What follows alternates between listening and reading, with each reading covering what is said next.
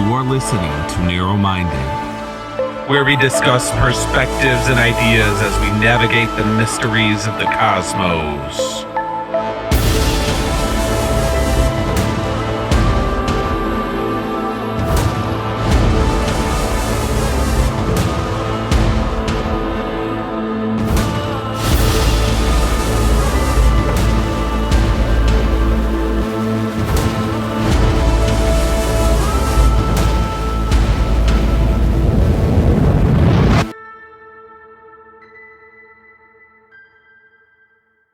Thank you for tuning in to NEUROMINDED.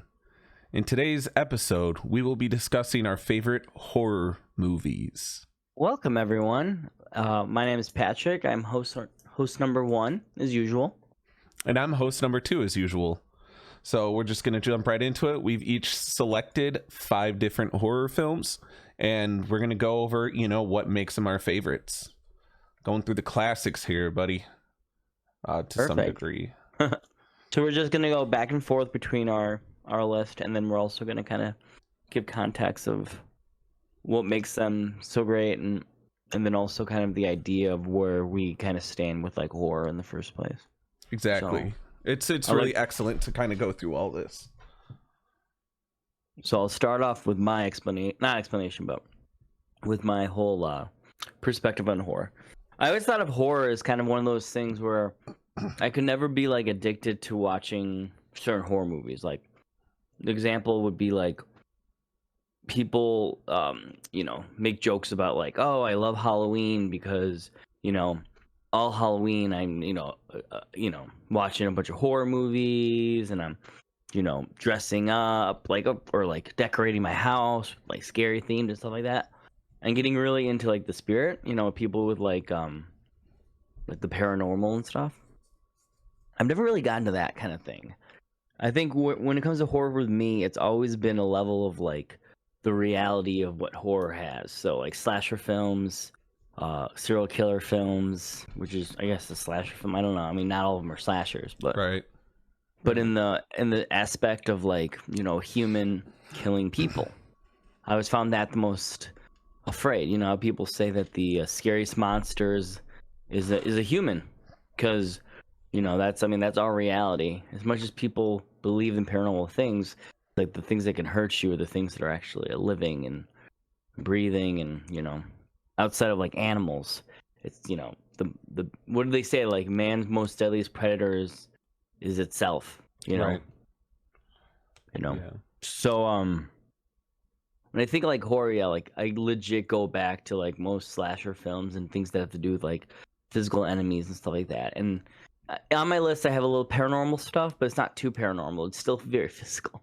But obviously you'll see those things. So horror to me is like, it's not even jump scares anymore. If anything, it's just shock value. Yeah. It's just like how grotesque can something get, how like interesting, how creative can it get, kill wise, stuff like that. I mean, it's not on my list, but Halloween. It's like Halloween from the beginning to where they released their last movie, which was what, Halloween Kills? Yeah, was Halloween Kills. Yep, Halloween that was Kills, last year, I believe. where right? it's like it turned into like a superhero movie, not a superhero movie, but like in the sense of like, look at him fucking running around doing all these crazy things, even though he's such a stiff like killer. But look at him like quickly like blocking a pistol, like a gun, and then that lady like shot.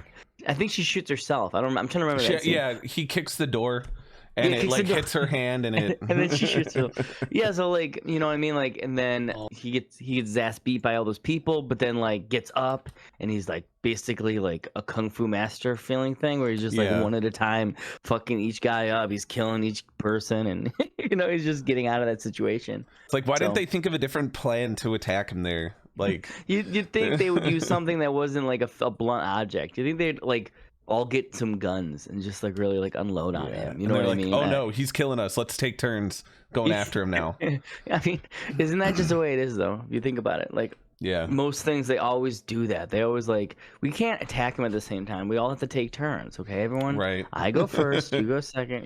Yeah. And then we rotate, and then we come back to the original person. And they go again. Exactly. But like, I don't know. I think I appreciate the horror movies though that were more like grounded to the level where it's like everything that happens, you know, is like designed to actually be logical rather than like, you know, dumb teenage mistakes or like Right. I don't even know. I can't even really purely because I mean sometimes I like that, you know. Sometimes Yeah. I like seeing like these people making stupid mistakes because they're in a really serious like moment where they have to making decisions like what to do, where to go, and stuff like that. So that's honestly where my attraction to horror is. It's always about that whole like, you know, that guy watching in the window, and then you know, getting into the house and you know, killing stuff like that. Yeah. You know, The good stuff, right? the good. I mean, I'd like to believe that, but yeah. Yeah. What about yours, Sean? Yeah, so when it comes to horror, you kind of touched a bit on like the stuff that I'm into, like in terms of just the grounded piece of it, but kind of opposite to that, one of the biggest things that gravitates me to horror is like cosmic horror. And that, you know, that basically started with H.P. Lovecraft, which I don't want to give too much to him right now, because if you ever look up like about him as a person, not very savory nowadays, but he did initiate a genre that I'm very fond of. Yeah, I think me and you can both understand that, you know, you can't Times are really give different. yourself too like you really can't give yourself too much like flack for enjoying some content Exactly, that yeah. even if the person who made the content is a shitty piece of shit. So, Right. And like I said, when it comes to like you know, cosmic horror, I mean that's my favorite subgenre of horror, and basically what it means is just like fear of the unknown. So like a lot of and you'll notice this with at least one on my list. When it comes to cosmic horror, it's usually like this reality breaking or like extraterrestrial type of threat. Basically like the fear of the unknown. A movie that's an honorable mention, because I just realized I didn't put it in, is The Void. If you guys haven't seen The Void, watch The Void. That's excellent cosmic horror. Please put it on your list to watch. Yeah. I mean, all these things we're gonna say, if you haven't watched them, you should probably check them out. Just absolutely, especially if you're horror fans. You know what I mean? I feel like we're probably not as in depth as maybe some of you may be, but like, you know, I mean, if any of this has missed your viewing, hop into it, man. Seriously. Right. And I'll even admit that I hopped into one of them on my list recently. Like I didn't see it till the last like 2 years. Yeah. So it's been out for a while. Yeah. Okay. So yeah, cosmic. That's very interesting. I've actually never thought about stuff like that. That's really cool. Like Color Out of Space is another one with Nick Cage from a few years ago. That was an adaptation of an H.P. Lovecraft story. That was also done incredibly well. But yeah, so cosmic horror, that's kind of like and it's hard to find good content that's cosmic horror, and I think that's what makes it more interesting for me, is because when I find a book or a movie that does it really well, it's like ooh, this hits the spot. This is really good. That's nice. That's nice that that's a genre that you can actually find more content in. You know, it's kind of hard when you have like such skewed content for certain things. You know, you can only have so few to watch. You know. Absolutely. But nice. That's very interesting. Very different. Very different. I like that. Yeah. So you want to kick it off, or you yeah, want I'm me gonna to kick kick it. off? I'm gonna kick it off. Go ahead. All right. So I Wait, want to you know start what? off. You know what? I want to kick it off. Do you really? No, just go ahead. The first one I wanted to start with was oh Friday yeah, the 13th. Okay. So I was actually talking to Ashley about Friday the 13th recently, just because I was talking about the one of like the latest Friday the 13th that the remake they did that had Jared, the guy from Supernatural. Pilecki, yeah. Pilecki. He was in it, but like I think maybe I said this to you too before, but I always found it hilarious that in that movie he like snipes that guy with the bow, with a bow and arrow from the guy's speeding on the fucking lake, and he just fucking snipes him. Yeah, like that shit's funny. I mean that's kind of a callback to the old the Friday the 13th scene where where he shoots that girl who's in the archery range. So that's kind of a callback on its own way, but it's like more intensive if you think about it, because it's like that takes a lot of skill to like not only hit someone from that distance, but as they're moving quickly in a boat. So Right. Funny That's enough. skill.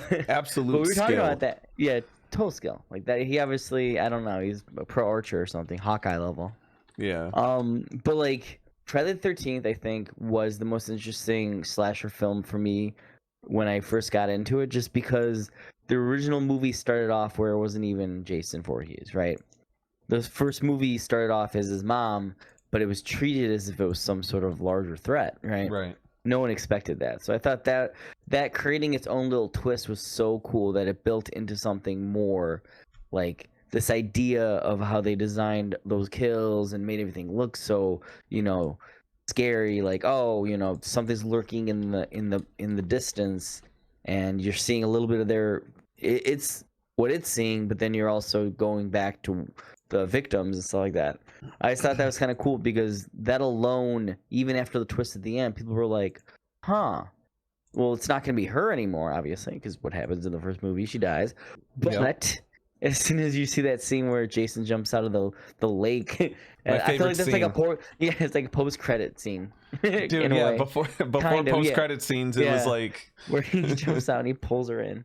But like that kind of thing is so cool because it like also shows that like from movie to movie, like those final girls or whatever they would be, they always get it in the end. Like in the first movie, I'm trying to remember what transitioning it was, but it was from one movie to another.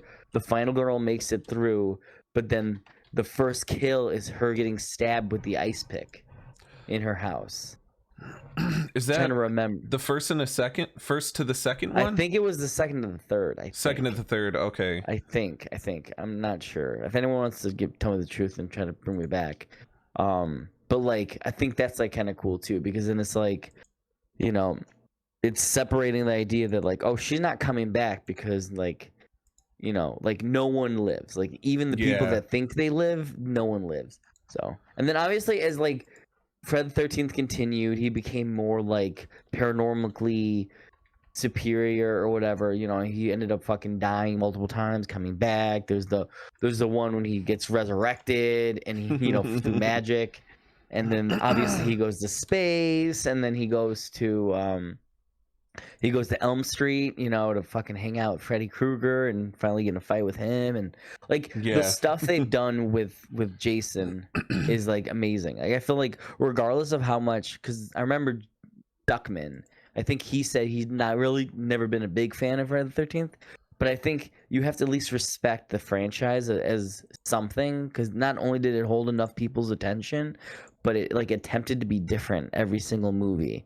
Like they at least attempted to do something different and fun. I mean, even the most minuscule difference is just the way they represent his imagery, right? Like in the third movie, I think he has a fucking bag over his head the whole time. I love that. Yeah, that's the second one, and the third one is when he gets a hockey mask.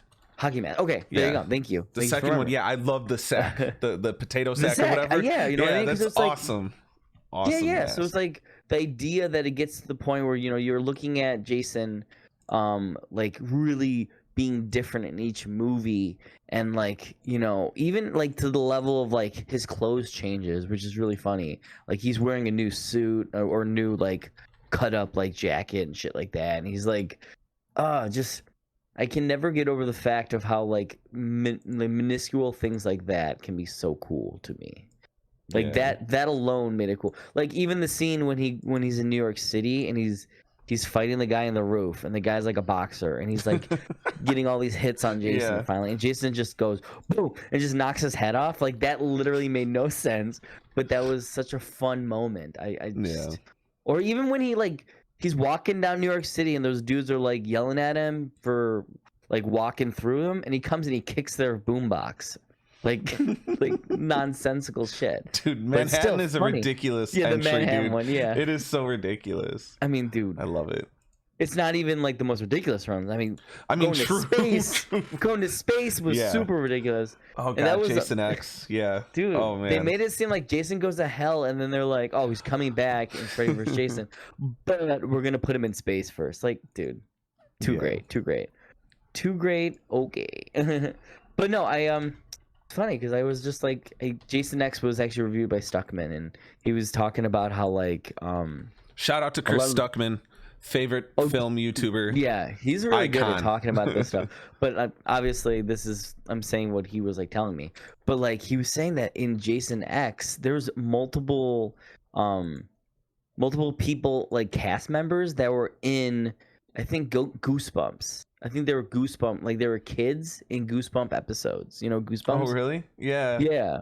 And I'm like, that's so funny to think that these people like were in Goosebumps, and then they were like, you know, trying to maintain being actors or whatever, and they got roles in Jason X. I just think that's kind of cool because it's just like they stayed in the horror film thing, right? They got to like something scary, you know, because Goosebumps is like, Goosebumps was scary for what it was, but it was never like insanely scary like a horror movie would be. You know what I mean? It never got to that point. So Right. So I thought that was kind of funny, and they're like Canadian, so. That's always But better. yeah, no, Jason's always gonna have a place in my heart, man. Like seriously, I think he's just iconic. Even if the movies, the stories are not even that like sophisticated or, you know, even intriguing, interesting. I think just the imagery alone makes it fun, and then like also the ways he kills people is just kind of cool. He's just very creative. Yeah. But yeah, I'd like for you to start your first one, please. Real quick, I want to touch a little bit on just Friday the Sure. 13th. Sure. Go ahead. Yeah, I was gonna. My bad. Yeah. No, you you're should good. should definitely jump in if you have things to say. Sorry. So when it comes to that like after credit scene that was before the credits, that is like, I don't know, I think that's one of the best twist endings, or like, and it was like one of the first with horror movies. And the fact that like throughout the whole movie, if you started the series without knowing anything about it, it's like the son's dead, right? That's why the mom's killing people, and they blame she blames them, exactly. But then at the end, Jason just fucking leaps out of the water and just like grabs her, and it's like, He's just this whoa, bald monster. so he's still alive, but He's a mutant. you know, and Exactly. in the What a remake, way. in the remake, I think it's hilarious that he's like Boy Scout Jason, because like, you know, in theory he was at a camp, so he knows camp stuff, right? And like, what do you think he does in his downtime when he has no one to kill? There's probably archery equipment, all that stuff He's around training, the campsite. dude. Yeah, he's training. Show me like a deleted scene of him just like doing like routines and stuff. Like a montage, like a Rocky montage, and he's of got him like practicing, and he's the archery he has range. he has a bunch of different like targets, and he's hitting them in the middle every time. Yeah. He's like shooting through an arrow, and then on that arrow, he's breaking through that arrow, like in Robin Hood. Exactly. Just to establish, hey, I'm really good at this. Like, look how good he is. Yeah, I always thought that was funny. That is funny. It makes it feel like a Predator movie instead of a Friday the 13th movie after a while, because it's like he's hunting them for sport, you know? Yeah. It's all fun for him, man. But yeah, I'll jump into my numero cinco, which what I'm going to start with is the movie Haunt. This came out in 2019. Did you see this one yet? No. Okay, so this one I don't want to spoil too much. Okay. But it's a really good take on the haunted house genre. And basically this group of people, they hear about a haunted house and they go to it, and let's just say that they should be scared. 2019. Okay. Let's just say they should be pretty scared about what's going on there. And one thing that I am going to give out is that there's a point in the movie, like, so I have the poster here. They all have clown masks like that, the ones who work in the haunted house. When they take off those masks, their faces are even scarier than the freaking mask. That was a twist that just like blew my mind, because I was just like, oh wow, like the makeup and stuff. No, I think it's just like body modifications, stuff like that. Nice. Like implants, piercings. I think one of them has a split tongue. Yeah. Oh, dude, I know that shit though. That's crazy. It was. Oh man, it was intense, but it's a really gory thrill ride. I definitely recommend it. I can't really speak too much on it because, like I said, this is one that I don't want to spoil. Some of these movies we will spoil because they've been out for a while. And if we've both seen it, obviously we could spoil it. But since you haven't seen this one, I'm not going to give too much. Yeah, but you don't definitely, go too much. Yeah. But I do appreciate that fact, though. That's actually really interesting to think that, like, they put on the mask because they just put on the mask. Like, it's not even like I mean, it maybe it's an identity thing. Maybe they're covering up to like protect themselves, so you know they get caught. They like, a chance to Some not sort be of ID'd. alibi, right? Yeah, an alibi ID'd. But like regardless, like that's kind of cool because it's that really goes with that whole idea of like how masks like they like cover you up and like they hide away the emotions and what's going on underneath you. But Yeah. like so that's supposed to be the scariest part, but then like you remove them and that's even It's like, scarier. oh That's god, they should have led with that. yeah, right. Like just leave them off. It's You like, don't need the mask. damn. But it is very bloody, very gory. Okay. Excellent movie to watch this month. Is it on Netflix? Do you know? It's Do on you know where people can Prime. stream it? It's on Prime. Yeah, I don't know if it's free on Prime. Oh, okay. I should tell Ashley about it. Yeah, I was actually gonna say that.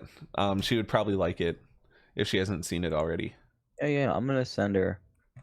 I'm just gonna send her. I'm gonna ask her. Oh, you could. Okay, so you could rent it on Amazon Prime for $4. Not too bad, but yeah, if there was another way, I'll let you know. Sure. Yeah, you can let me know. And then you can obviously add to this back end if there's any more information that needs to be given out. You can just add an extra back end for this episode. Absolutely. Just to like fill people in. Okay. Yeah. Oh, so like how long is this movie, Haunt? So it's a slasher film, Hour and a I'm half. guessing. Yeah. Yeah, it's slasher. It's not too bad.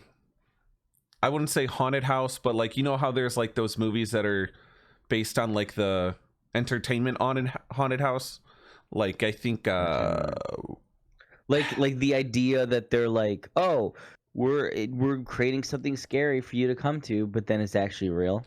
Like exactly like some of those carnival movies where there's like this scary carnival thing. You think it's okay, so it's almost like what's that one movie that just came out?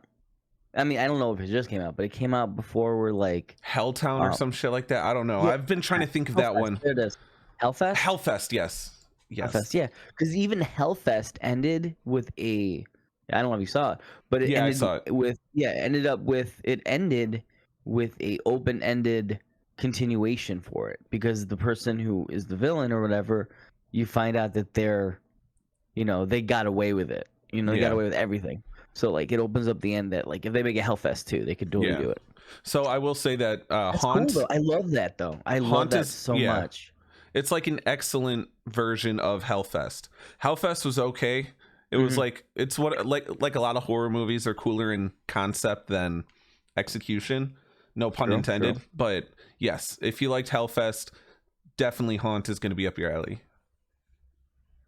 Yeah, because the most interesting thing about the like movies like that, where it's like the premise is like is kind of meta, because it's like, oh, I don't want to go here because it's too scary. Yeah. Oh, but it's not real. But then when you get there, it is real. It's real, like, exactly. So I love that's another subgenre that's like that they could do a lot with, Oh, that honestly genre should grow a lot larger because I fucking love that concept, because it's the same thing where if anything, like you have like, oh, people will say like, oh, it's safer to fly than it is to drive. But then like your plane crashes, like then that statistic means nothing anyways. So it's just the idea of like whether or not there was a fear of it, but then it does end up being actually real. That like that ups the ante. I love it. Exactly. Yeah, that's awesome, man. Awesome way to put it. I love the picture, by the way, that you put for the trailer. I like that picture, the pitchfork. Oh yeah, it automatically populated that. Yeah. But that's such a cool looking. Who that is, I love that scene though. That looks like a cool scene, man. Yeah. Pitchforks are nuts, dude. Especially like the pitchfork in X. When I'm trying to remember how she uses it, but I think in the trailer for Pearl, she kills something with a pitchfork. But I still need to see that movie. You've seen Pearl? No, not yet. Dude, Pearl's gonna be good, and obviously, Allison, Jake, me, Ashley, we're gonna see Pearl. So if you're interested, I'll let you know when that is. Okay? Yeah, he's talking to listeners, not me. Yeah, everyone, all of us can go. No, Sean. But I know. No, like, I love it, dude. I love it. I'm definitely gonna put this on my list, man. The one thing I do want to know about this movie though is there like a final girl, final guy, or is it one of those movies that ends with like everyone's gone? No, it's got a final girl. Okay, cool. And I thought it was pretty fucking sweet at the end. I was gonna say sometimes like it's fun to have a final girl, final guy, or whatever, But then there's some movies where you're like, I actually prefer that just everyone dies or something. Yeah, You know what I mean? Because you just hate the characters. You're like, ooh, I'm rooting for them. Especially if you hate the characters. But if you Yeah. like the characters, sometimes it's still even cool to watch them all die. Just because it's the idea of like consequential things and the idea of like, dude, if this thing is as powerful as it seems to be from the beginning, how the hell do you beat it? You know what I mean? Exactly. Yeah. You know, so. Which is basically what like Jason is if you think about it, because it's like I was saying, the continuation of how like one movie goes to another movie and you could see like the final girl dies in the next movie, like that. It doesn't matter that they survive the first movie; they fucking get killed later anyway. So it's like that final girl does exist, but they truly don't because they end up dying later on. Yeah. But yeah, no, hell yeah, dude. Thank you for putting this on your list, man. Actually, I would have never even probably known this movie existed to even know like this concept. Yeah, That's definitely cool, a man. hidden gem. Definitely a hidden gem. Cool. When did you actually catch it, by the way? How recently? Did you see it in 19 or yeah, I'm pretty sure. Oh, you did? Yeah. Okay. Taylor and I watched it. I think River was around, so it had to have been 2019. So obviously River was watching it too. Yeah, I get it. yeah. Okay. So River's probably the one who pointed at it. Play. Sidebar: today, Taylor was trying to watch Nightmare on Elm Street on the TV, the original, and River was like watching it intently. No way. And like it was the beginning scene in the boiler room, Freddy Krueger's chasing around the girl. I love it. And River's watching it, and he's not like freaking out, but he walks over, grabs the remote, gives it to Taylor, like, change it. He does that when he doesn't want to watch something. He's gives us the remote. This is not good for us. We need to change this. Change it, move it, get it out of my face. Because he was watching it so intensely, and I'm like, dude, you're not gonna like this one. He analyzed it. I think that's what it was. He was intently watching it, and he was like, "This is not a good thing to watch." He did it so calmly too. He just grabbed the remote, walked over. Here you go. Let's change the shit. Get the shit going. Yeah, give me my cartoons. Give me my cartoons. Oh, that's so cute. I love it. Yeah. Go ahead to your next one. My next one. All right, cool. Yeah. All right. This one's not a hidden gem. This is a gem that everyone should know about. Leprechaun, 1993 Leprechaun, starring Jennifer Aniston, Warwick Davis. Oh shit, that's right. She is in it. Yeah, exactly. She was the first final girl in the series. Yeah. Michael McDonald from Mad TV is in it as a cop that gets killed by the leprechaun in a little car. It's such a clever little movie, The Leprechaun, just because I think the worst thing about The Leprechaun was, even before Chucky, in my youth, The Leprechaun was the mini version of a killer that was just like, holy fuck, this thing can like hide anywhere. It can be anywhere. Like if I like, you know what I mean? Like when I think of horror films, and in a sense, you're always thinking about some massive thing. Not massive as like a giant dragon or like a giant, but just something larger, you know, something powerful, something strong, something that can withstand harm, you know, the opposite of Scream, which is, you know, just a normal dude who like, you know, sliding around the fucking floor, you know? Yeah. But like, you know what I mean? But like, sorry. You're good. I shouldn't be eating during this, but I don't know. I'm just a little snacky right now. But the Leprechaun, 1993's Leprechaun was the first of the series, and I thought the best thing about the Leprechaun was that he was like kind of cute with his like, talking and his like almost like Spider-Man-esque, where it's just like the way he spoke and the way he like acted during certain moments. There was like a cuteness to it, in my opinion. Yeah. But then when you saw his face, it was disgusting because he's just so ugly and it's just creepy. But also the idea of Leprechaun is it's almost like this weird thing about like greed and like disrespect, right? So like Leprechaun only existed because people would steal his gold, they would steal his property, basically, right? Like his property. So it was less about the idea of like, I just want to start killing people, more about like, just give me my shit and then, you know, I'll leave you alone. But like throughout the series, these people don't really truly understand that logic, and he doesn't explain it well enough, right? Because everyone's so selfishly like, no, I want to hold on to the gold, and like, you know, he was so intact with like what was his and how much was his, that even if someone kept one coin, he would be like, you have one of my coins, give me my coin, you know what I mean? But they're like, dude, it's just one coin, you have all these other coins, like, come on, man. But I just always thought it was like the funniest thing, because it's almost like has this weird level of justification. Obviously there's no justification in just murdering people, but like it had this weird justification of like disrespect and consequences. So and then also, I don't know. I mean, I don't know if this was a breakout role for Jennifer Aniston, but I thought she did a really good job in that movie too. I thought she was a really cool character. And then there's that scene. Actually, the weird thing about this is that she survives the movie.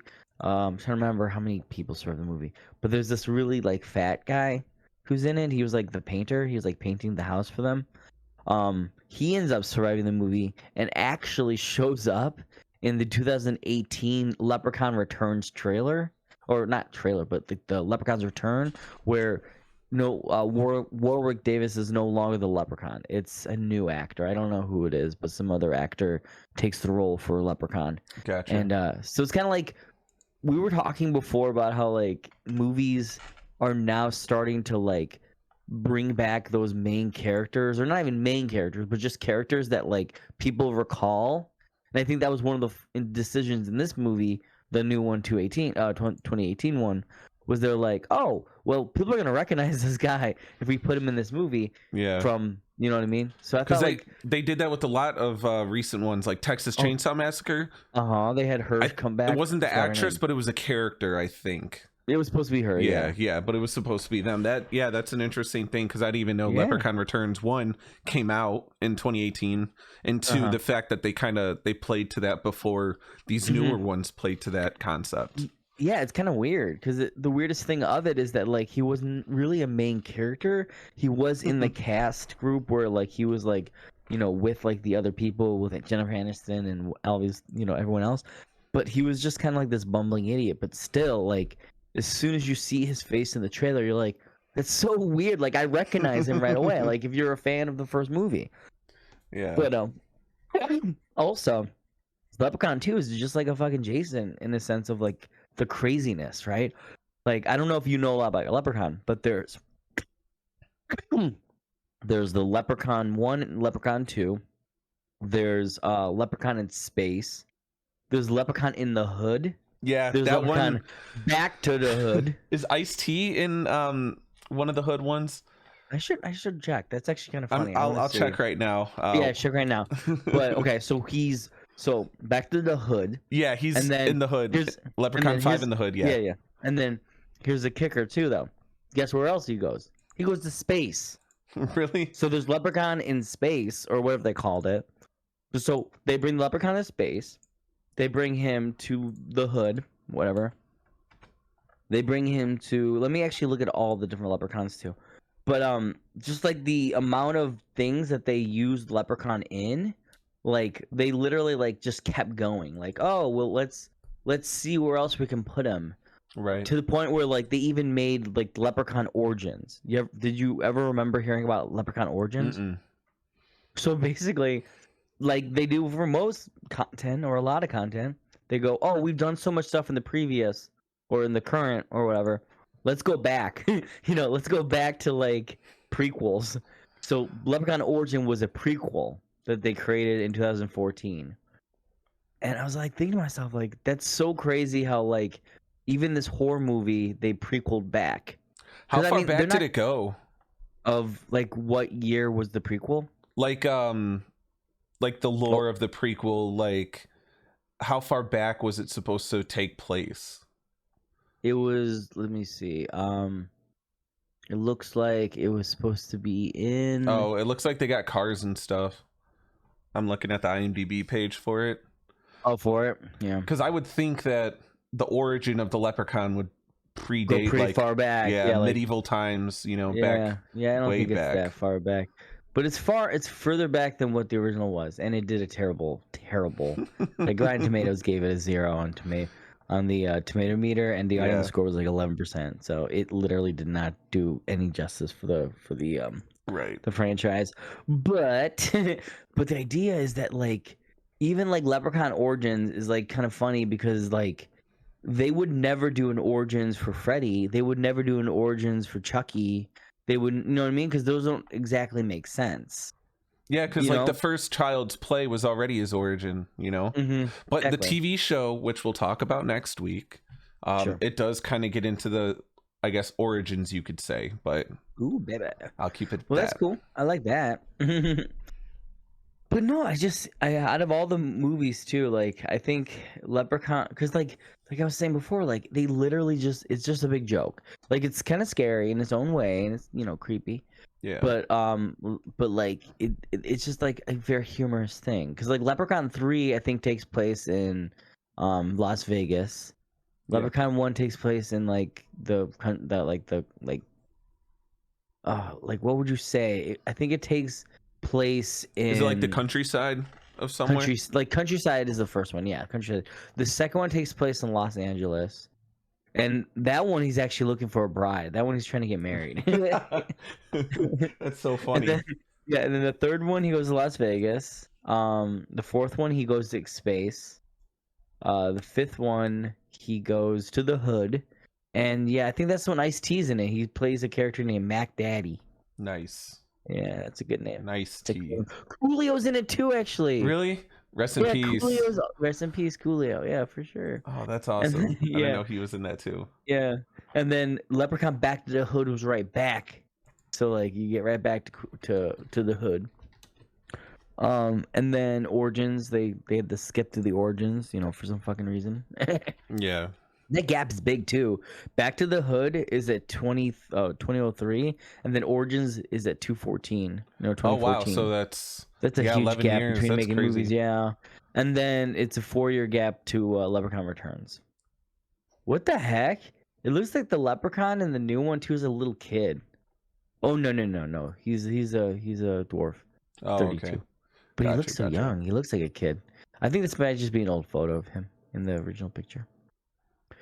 But no, like I think that the thing about Leprechaun is like I said before, like it literally is like this freaky looking character, but like they try to make it silly, you know what I Yeah. mean? So And I was reading the Kinda trivia. cool. Yeah. Yeah. I was reading the trivia for it, and it said that Warwick Davis was the one who made the decision to like make it more silly. Like it was Really? originally supposed to be a harder like horror film, but Yeah. Warwick Davis I think gave it that edge, and he probably thought hated about it. that way, yeah. Yeah, he He hated hated it? Oh god. But when Jennifer Aniston started getting popular with Friends, Mhm. people started renting Leprechaun, and it kind of revitalized it. And I think that's what fueled a lot of the sequels being made after her starting to get Oh. popularity through Friends, which That's is actually really kinda cool interesting. to think Yeah, about. That's that very connection interesting. there. Like but she didn't if come. it wasn't for her, yeah. She didn't come back for any of them, right? She was just in the first one. She was just the first one, yeah. But it's That's crazy the how thing that too. works. Like Leprechaun, like if you're the final girl or final person in Leprechaun, you usually survive. You know what I mean? Like you don't like the next movie, you're not really in it. Yeah, they're like you've been through enough. Like you made it through. Yeah. All right, but yeah, no, like this movie used to freak me the fuck out. So I just like talking about it right now is actually kind of cool because it's like, when like you think about something that's traumatic in your life, but like you've gone through enough like conversation and analyzation and whatever to the point where like you can just talk about it now. It's like it took me a long time to get there. Like even in Wayne's World 2, there was a joke in Wayne's World 2 where Mike Myers is like talking about the leprechaun and Garth doesn't like it because it scares him and he keeps going, "I'm the leprechaun," and he's just like acting and he's just acting all scared and like Garth's like, "No, stop doing it," he's like freaking him out. And I'm like thinking about that, like that's how I was. Like I didn't want to know, I didn't want to see, I didn't want to think about that motherfucker. And now it's just like it's whatever. Like I'm not even like afraid of him anymore or whatever. Maybe I am. Dude, I might go to bed tonight scared. Maybe. Yeah. I'll let you know. I'll let you know if I get freaked out. But yeah. just that thought like is really funny. And then one last thing I was gonna say was funny is I also definitely remember my brother used to rent those movies when the new ones came out. And there's a scene in Leprechaun in Space where the leprechaun sees this like woman, and I don't know what made her do this in the scene. Obviously, like the scene was designed a certain way, but basically it was like a close up of like the leprechaun looking at this woman, and she's just like going up to the screen basically, right? So like the film is like watching her body, and she's just opening up her shirt, and then she's like pulling out like, and then she just like lets her boobs out or whatever, right? And I remember when I was younger that as soon as that scene came on, my brother had all these friends over because this was for his birthday party, and everyone is just like right up on the screen watching that scene. That's so funny. So funny, dude. So Yeah. funny. So funny. Cause like, dude, it's like when you're like a younger kid, like you don't have many options to see boobs or like, you know, nudity or whatever. Yeah. So, Cinemax. Yeah, right. Cinemax. So like the idea of like, oh well, Leprechaun's just a scary movie. Don't worry about it. But like, nah, there's boobs. Yep. For anyone who is, I mean, obviously we all have the internet, so you don't have to worry about it. But like, if you want to see the boobs from that movie, look it up, I guess, guys. or watch the movie. Yeah, or watch the movie. Honestly, watch the movie, man. Yeah. And pay to watch it. Don't watch it for free, man. Come on. Exactly. Warwick Davis deserves your money. Come on. He does. What an excellent actor. I mean, dude, he's done a lot. Dude, Warwick Davis was in the Harry Potter movies. Whenever that teacher needed to be in the movie. And he played both like that guy in the first movie for Harry Potter. He played the little professor with like the white beard and stuff. Yeah. And then after that, he played like short hair. And actually, I need to go back to the lore if that's the same person though. Wasn't he one of the tellers at Gringotts? Yeah, and he was one of the tellers of Gringotts. So yeah, he played a lot of different characters throughout Star Wars, and he's in the new show Willow. Right? Is it Willow the series coming out? Yeah, Willow the new one. Yeah, I'm gonna watch that for him. I mean, that's what he was in. He was in the first one. So yeah. So yeah, excellent. Obviously look into him, guys. If you haven't seen Leprechaun, please watch Leprechaun. Yeah. Just for the nostalgia. All right. You're up, Mr. Blister. Next on the docket, we got Hereditary. Man, this Hereditary. it's a heavy movie. Spoiler alert for Hereditary coming. Heavy. But like, first of all, watching the trailer, the music choice that they use is so unsettling. And like Ari Aster uses it in Hereditary, and he uses it in Midsummer, and it just makes this like really like haunting atmosphere because it's that like it's almost like abrasive, like the music and how it's like supposed to be like nails on a chalkboard kind of thing. I think that's kind of how they're. But based on the trailer and watching the movie, did not expect homegirl to get decapitated by the pole. Dude, that was probably like the most interesting moment. I mean, there's a lot of interesting moments in that movie, but that moment was nuts, dude. I remember that. Yeah, that just threw me off. How would you even guess that scene? You wouldn't, right? And like he just went to bed, went home and just went to bed. And just how things start building, the way that the shots, the cinematography kind of captures the house outside, and how there's like that parallel between like the model houses that the mom works on, throughout the story, and just how incrementally you start seeing evidence of the cult, and that just starts building until the end. You have that, that whole sequence with the end, which was just insane. And just like the little things sprinkled in there when you rewatch it, it's just like, holy shit. Like this movie was it was pretty intense. Like it was well designed, it was intense, but it was also just like very interesting to kind of build the storyline. Yeah. Because if I'm not mistaken, was there a level of the Hereditary where they were like, we need a certain person to take the role of, because like I forgot the name of the spirit or whatever, but they needed a guy to pick up the mantle. Basically, I think it's essentially like you're being the king of something, right? Like like knighted or not knighted, but like the grandma had set it up for Charlie to be the one that takes it, but Charlie was born a girl, right? And she still favored Charlie over the grandson, but as you saw, they killed her and then transferred her body into her brother's. So then it all worked out as how they were trying to plan it before. And that's why, like, on some pillows that the grandma made for the kids, on Charlie's pillow it says Charles. Like, it's a very obvious, like, I'm calling you by the male version of this name. So that way later on like, that's just because she was really set on that being the one to pick up the mantle for I forgot the lore of the whole cult, but essentially it's like they're trying to build her up to be the, you know, the king of them, to take that point. Yeah. Damn, dude. Yeah, that movie, I remember that movie being such a mind fuck for me, because I remember after watching it in the theaters, watching those like breakdown movies where they were like talking about the symbolism, and they were talking about like the imagery and what everything meant. And dude, that's crazy. Like, that's like insane to think that like it made such a nice constructed storyline that like you really had to like pay attention to details. You know what I mean? I feel like those type of movies are always really appreciated by me, but like, because obviously there's so many movies out there that are just like, you know, who gives a fuck, you know? Like, oh, I just want to see someone get like fucked up, you know? Yeah, but it's so dark, so intense.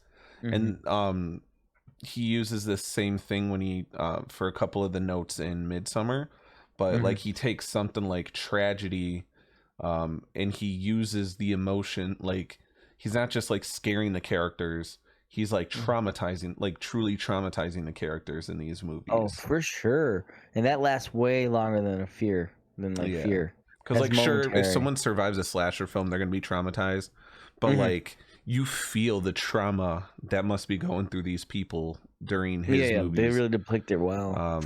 And it's like, ooh. And just the acting by what's her name, Tori Collette? Dude, Tony Collette, the mom. What is she famous from? I've seen her in other She things. was the like, mom in Sixth Sense, which I could have added on my list too. Oh yeah. Yeah, she was the mom in The Sixth Sense, which was also a pretty excellent horror movie. Yeah, dude, she's been a while. She's been around. And for Alex a while, Wolff did an excellent job too. I love Alex Wolff. He like cool. The scene in the classroom where like she's also Knives Out, and Little Miss Sunshine. Yeah, his that scene in the classroom still creepy as shit to watch. Oh, cool. Charlie. But yeah, you're good to go to your next. Whenever I look at Charlie, it makes me so sad. Look how cute she is, sweetheart.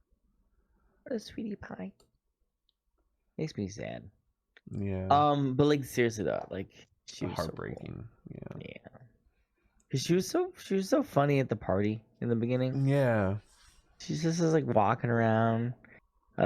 Too cute, making me sad, kind of. I know. But no, I mean, that's the thing though. I think that's also a great value in a movie, when like you actually give a shit about a character to the point where you're like, fuck. Yeah. Like, why does this have to happen to them? It's like, you know what it's I mean? sad.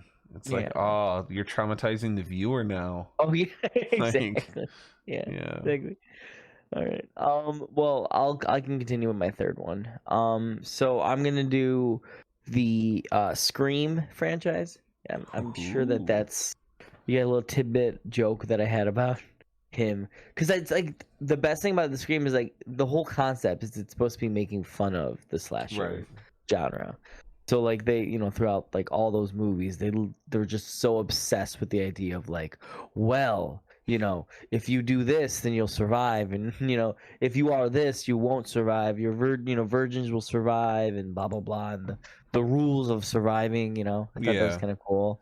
And so like in the first one, you're seeing all these characters that are like super meta just the whole time. Yeah, like constantly meta, to the point where like, oh, you know, you would have survived it if you didn't have sex with me, you know? Yeah. Just because those guys, he's like, what was it he said in the movie? He said like scary movies don't create serial killers. They just make them more creative. They just make them more creative. Yeah. Like that alone is just fucking crazy interesting. But I do appreciate how they kept making them like I don't know if I'm just dumb or I don't, you know what I mean? Like I don't want to say I'm actually dumb, but I'm just saying like I don't know if I wasn't able, like there's might be people who like watch each one and they knew, oh, that's the killer in the end, or that's the killer in the end, because majority of the time it was like I think it was like 2 killers in one movie. I think it was just 1 killer. I'm trying to remember. But I think like, in the third in the one first, it was 1. in the first movie it was 2. The second movie it was 2. The third movie I think it was 1. Yeah, it was Was 1, it? and they were trying to make it. They had like the red herring. I think the killer was trying to make it seem like it was the other guy or something. But I think it was 1. Scream they got 4 to 5, was right? yeah. So Scream 4 that was 2. Okay, 2. Spoiler alert! It was Emma Roberts. Emma Roberts. And was yeah. it someone else, or was she the only one? No, she was alone. No, she was alone. She was alone. Okay, so then The one that Scream was in 4 was 1. Hollywood, that guy was alone. But that was the red herring one you're talking about? Yeah, 3. Yeah. And then Yeah. Scream 5, it was 2 again. people. 2 people again. It was the friend, and then it was the boyfriend. Yeah, exactly. And I always appreciate though the way they design things. But like to me, I literally would have never guessed any of those. I don't know what it was about it, because they kind of dropped hints throughout the movie, but I still never caught it enough to really think. You know, it's still like a shot in the dark anyways. Like if you're really thinking about it, like a whodunit, like most whodunits, like even with the subtle hints, like most of the time you usually don't guess a whodunit. You would have to be like super like You have to cognizant be of, trying like, to guess too. you have to try really like, hard. Yeah. You know what I mean? You really do. And honestly, like when it comes to movies like that, it's more fun to just like wait it out. Especially when there's like descriptors, or like they go over like, oh, well, this is what happened at this point and stuff like that, you know? Because it makes you think about how, like, because of the first movie, you know that they're able to be in Ghostface costume throughout the movie at certain points, because you're like, I know that this one was visible at that time, but the other one wasn't, and like vice versa and stuff like that. So like you're able to put together like, oh, what character isn't around right now that could be in the Ghostface mask and stuff like that and so forth. So like in the first movie, I was like, there's no way I would have guessed it. Not only is it the first movie, but it's also the idea that like you try to put yourself into the idea of like a detective. You're trying to like figure it out. You're trying to like who done it. But like at the end when they explain everything to you, you're like, okay, that's interesting though. I really like that, because there actually is a logical reason why it would be those 2 characters. Yeah. So Scream 4, 2 people. It was Emma Roberts and it was Rory Culkin. I remember that because he's the one who has to. My bad. He's the one who has to attempt to kill Hayden Panettiere's character, but he like respects her because she's a huge horror movie buff, and like he ends up having to kill her even though she gets the question right. I remember that scene. I forgot. I forgot what the question was. Because like, right though. Yeah, exactly. But I think the plan was to kill her regardless, and like he does it, and he's just like, damn it. You can tell he kind of feels bad about it, but supposedly she lives though. I think she lives, yeah. Yeah, and I hope they bring her back, because I think that would be awesome. The last movie though, I like who they killed off though. I like when they don't hold off all these characters, because they keep like letting these certain characters keep going. You know what I mean? Yeah, I would have preferred. Yeah. Spoiler alert for the newest one, but sure, go ahead. I would have preferred like Courtney Cox to get killed off instead of David Arquette. Because David Arquette's always been my boy. He's always been my boy in these movies. He's always been my favorite. Do you think it was a Han Solo moment? Do you think David Arquette was like, no, you can take me out. I'm okay. Yeah, probably. Because Han Solo was like, you can take me out. Fucking kill me. He wanted, I think, didn't Han Solo, didn't Harrison Ford, yeah, he was like... Yeah, didn't he want to die in the original trilogy, too? And George Lucas was like, no, man. No. People love you, bitch. You're staying forever. And then he's just like, okay, director. We got this new sequel trilogy. Fucking kill me. Yeah, he's like, all right, I'm just doing one of these. Kill me. Yeah. Hit me. Exactly. Fucking the Joker. But no, I mean, I thought that was actually cool too, especially in the last one when I forgot who it was. I'm trying to remember. It's an actor that's a really big actor right now, like a big actor people really like. But he's the one who comes out of the. Is he the one in The Boys you're talking about?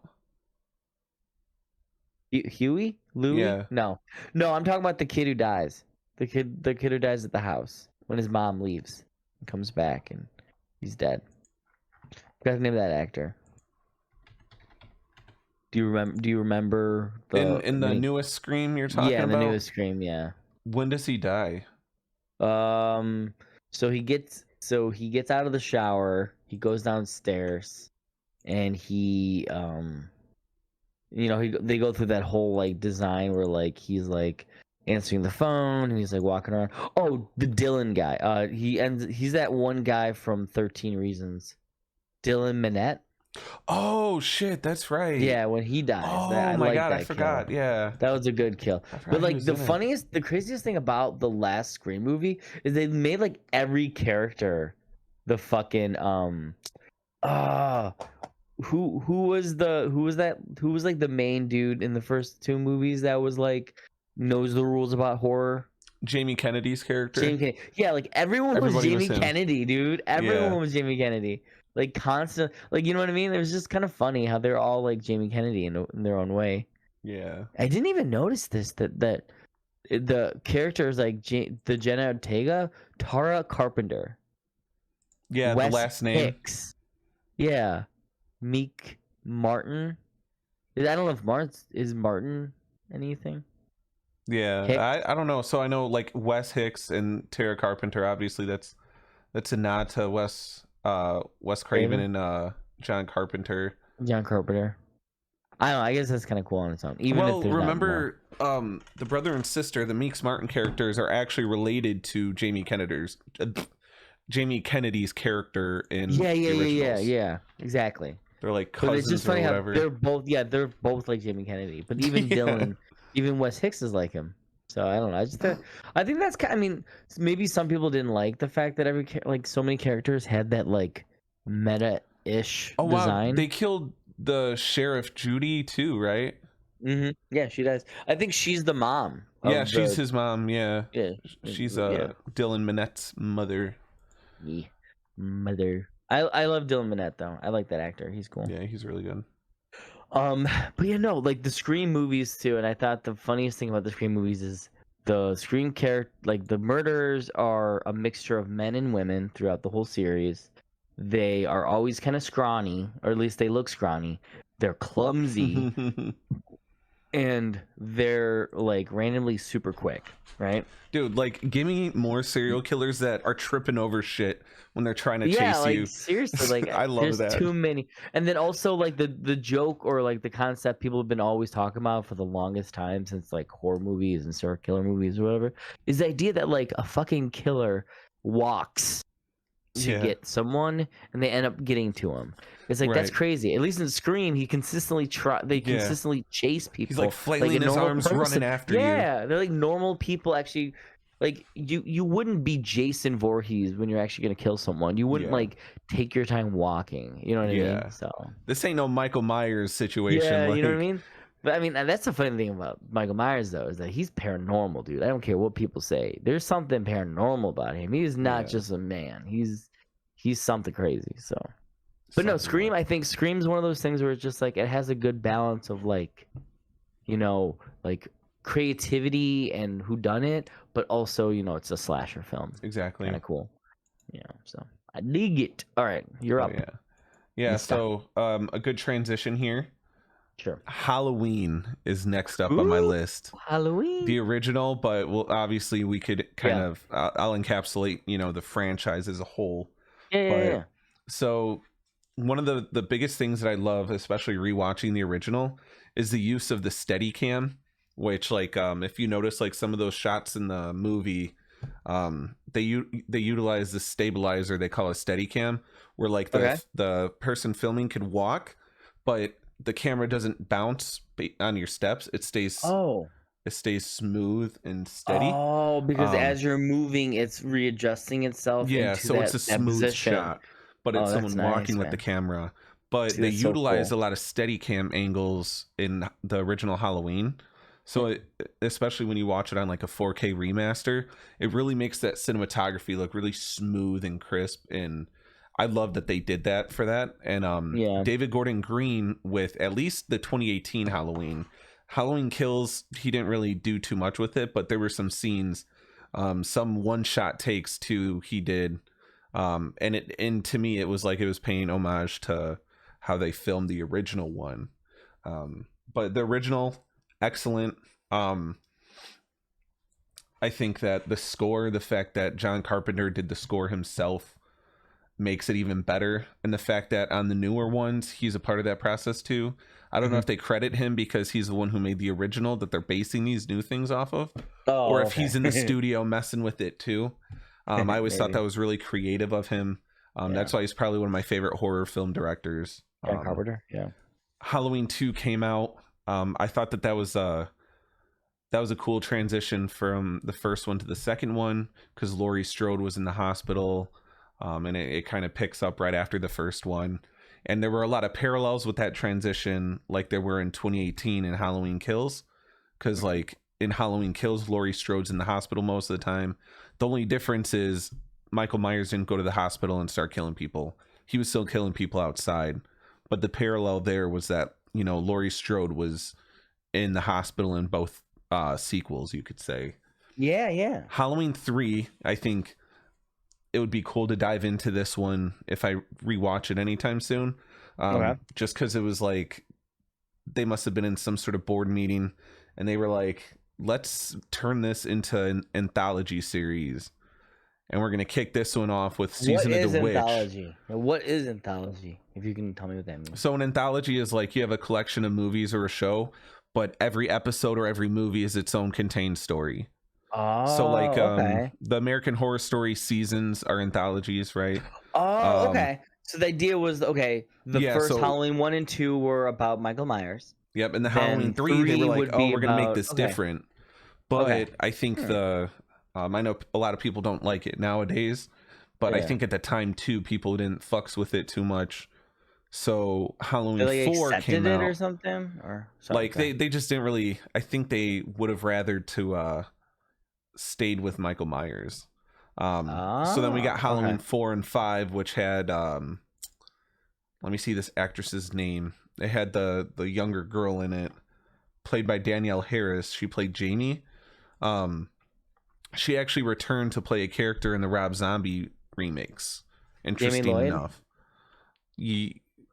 That's the character. Jamie Lloyd was Danielle Harris. Yeah. Okay. Yeah. Danielle Harris. Yeah. That's. Yeah.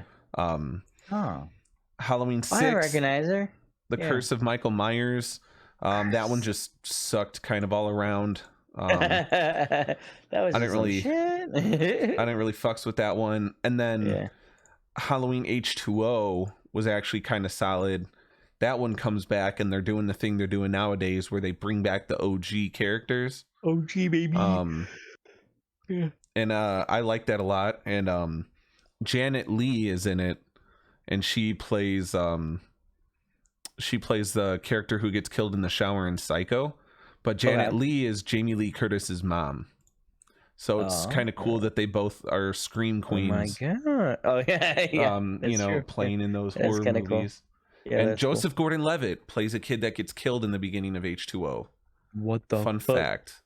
That is actually fun. Actually. Yeah, a lot of modern day actors like got their starts playing in horror movies. Yeah. And then Halloween Resurrection was next. That one had Busta Rhymes. Dude, and there was like kick him out a window? Yeah, and there was like they had a fist fight and there's like fire around them or some shit like that. Resurrection was just so ridiculous. H2O was like decent, and then Resurrection was just like, what the hell? And then after Resurrection, we got the 2 Rob Zombie films. The first one I actually liked. I liked that like gritty Rob Zombie style of shooting it. I thought it was decent. I thought they made like making Michael Myers this like hulking, towering, sinister villain fit, especially when he had his long hair and he escaped the mental institution. He did my boy Danny Trejo bogus though by killing him, because like Danny Trejo, I think they might have been in the bathroom or something. I think he just like, by the way, strangled him. Jimmy Howell, the Joseph Gordon-Levitt, he dies by a fucking like ice skate. Yeah, dude, it's so. He's like a hockey player. He has like a hockey stick. I think I remember in the scene. And he's Isn't just Paul like, Rudd in one of these? Dude, Paul Rudd is in one, and there's a baby. I don't remember though. I don't remember, but there was a baby in that one. I think. I don't know. Keep going though. So. Yeah. So, Hey, tell me about how did he die? I think he like just snuffed him out in the bathroom. He just like strangled him or some shit like that. But like throughout the movie, like kind of it was like a day in the life of Michael Myers in the Institute. You kind of see Daniel Trejo or Danny Trejo. He's the janitor there, and I think he's like trying to befriend him. He's like trying to be he's trying to be friends with Michael Myers. So he's like this nice guy, but then he just fucking kills him, and I'm like, dude, what the heck? By the way, the curse of Michael Myers is where, okay, I'm looking for it. Yeah, Tommy Doyle. Okay, yeah, I see it now. Tommy Doyle. Yeah. So he's the one in Halloween Kills that incites the riots, isn't he? Yes. God damn. Fuck that guy. Oh, because in the first one, Tommy Doyle is in the very first one. Obviously not played by Paul Rudd, but Tommy Doyle is in the original. I was gonna say, one of the kids that she babysits. Isn't it like super confusing if you really think about it? Like how like 1 and 2 are connected, like directly connected. Then 3 is disconnected. Then 4 comes back, and it's like not even Laurie Strode. It's like like it bounces so much. But then when they remade Halloween, and they didn't remake it, they basically said, "No, this is a continuation from 1." The first movie. They're like, so fuck all the sequels. Yeah, right? Like, and then they delete it. So it's like they basically deleted everything. Yeah. So like this Tommy Doyle isn't the same Tommy Doyle that we see in Halloween Kills, right? Yeah, absolutely. Like that Paul Rudd doesn't exist. Like it's like a multiverse. Yeah. It's like this is like a Halloween multiverse. Dude, like, this give us what happens. Michael Myers in the multiverse of madness. Like, no, give us a whole like and Paul Rudd could still be exactly, but you get all the horror film people. Like you get a big showdown with Jason, Michael Myers, Freddy Krueger, and it's this multiverse. Do that, though? By the way, do you think they'll ever like, you know, with the whole like Freddy vs. Jason? Do you think they're ever gonna do another one like that? You know with, what? Like, Michael Myers. I should have brought this up when you were talking about Friday the 13th. Yeah, but go ahead. A long time ago. I used to go on this forum website. I think it was called like upcomingmovies.com or some shit. But it was this forum where people just talked about like rumors and articles about possible movies coming out. And there was a thread for Freddy vs. Jason 2. So for the longest time, people were thinking it was actually going to happen. And me and some other people on that thread, and keep in mind, I was like maybe 12 or something. Sure.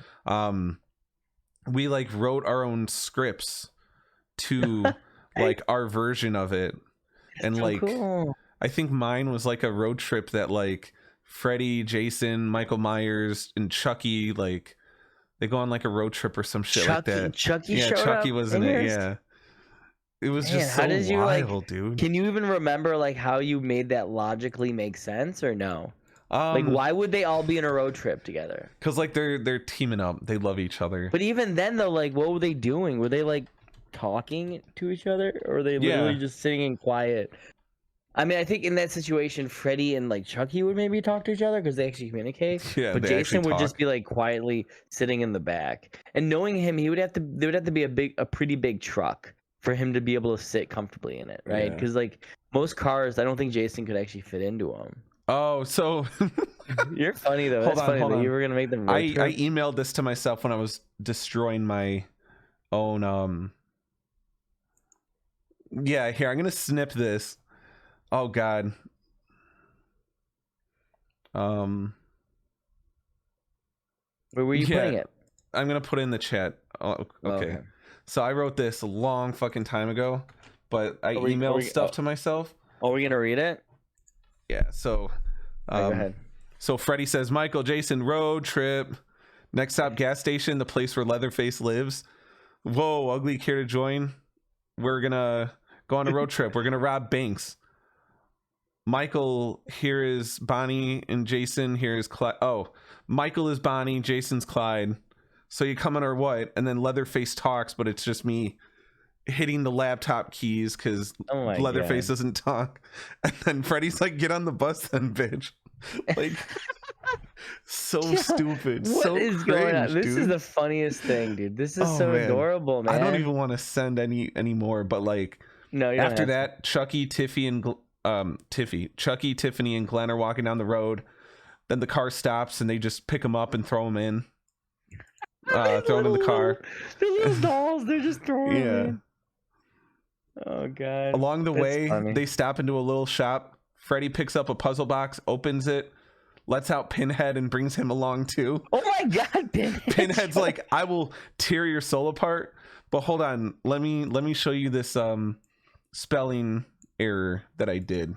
I love spelling. How I errors, spelled by the way. tear. I don't even know why this was the variation of tear that I spelt. Whoa, what T-A-I-R. the fuck? That's like air, like T-air, tear. Oh man, Maybe that's what you were thinking. You're like tear. How do you Dude, spell tear? I don't know what the hell was wrong with T-air. little Sean. Tear. Like, I love it. like That's I must funny, have dude. been really into these Pinhead. horror movies at that I'll point. tell you. By the way, did you watch? I mean, I know this is like. No, I didn't cool, watch it. everything. I didn't. You haven't I watched want New to, though. Hellraiser? We watched the first like scene. Oh, so cool, Is it The actually first like done scene- really well? dude. The first scene, or like within the first scene, so cool. Trust me, you're gonna love the first scene without a doubt. Yeah, I'm excited because even the Yeah. Angry Joe show, they're Mhm. really like, sometimes their hot takes are kind of shitty and sometimes they're just like unnecessarily like, Just hyper judgment. yeah, but they gave it like a 9 out of 10. So Awesome. But yeah, no, the first scene alone was awesome. Me and Ashley Yeah. watched it before we went to the movies today. So we didn't finish, but we're gonna watch it soon. yeah, And we're gonna see I'm excited. Shrek. Oh, okay. So like, I'm just gonna, I'm just going through the story real quick. I need Okay, to yeah. point this out too. I was So gonna say we gotta get back to it. Yeah, but yeah, go yeah. ahead. Go. they're driving the car. They hear scratches on the roof, and then the creeper from Jeepers Creepers comes out, What the? and is just like, "Sure, I'll come." And then someone Oh calls them on the phone, and it's Ghostface, and they pick up Ghostface. What's your favorite? And then the scary movie? fisherman, what the fuck? The fisherman from I Know What You Did Last Summer? No fucking way, Sean. You're fucking What the fuck? clouding up this movie is so fucking. Holy shit. Who engorged, else do I bro. have here? Do I have, I have Norman Bates. Okay. What the fuck? I have Leprechaun. I do love have how- Leprechaun in here. Dude, that's awesome. Dude, you literally just like shoved everyone in. I did. How dude. big is this car? Like at a certain point, you're probably buying a fucking bus. Yeah. You know what I mean? don't- Like a bus or like a fucking an RV. oh, 'Cause and there's no way Gizmo you from can fit all of them. Gizmo from Gizmo? Gremlins. He But shows Gizmo's a up. good guy. The only way that makes sense is if it's like Gizmo and then they pour water on him and then Spike. all those little things pop off him and then they kick Gizmo out of the car because they're like, you're not truly bad. Get out. Who's Grim? Grim? Is it just a Grim Reaper then?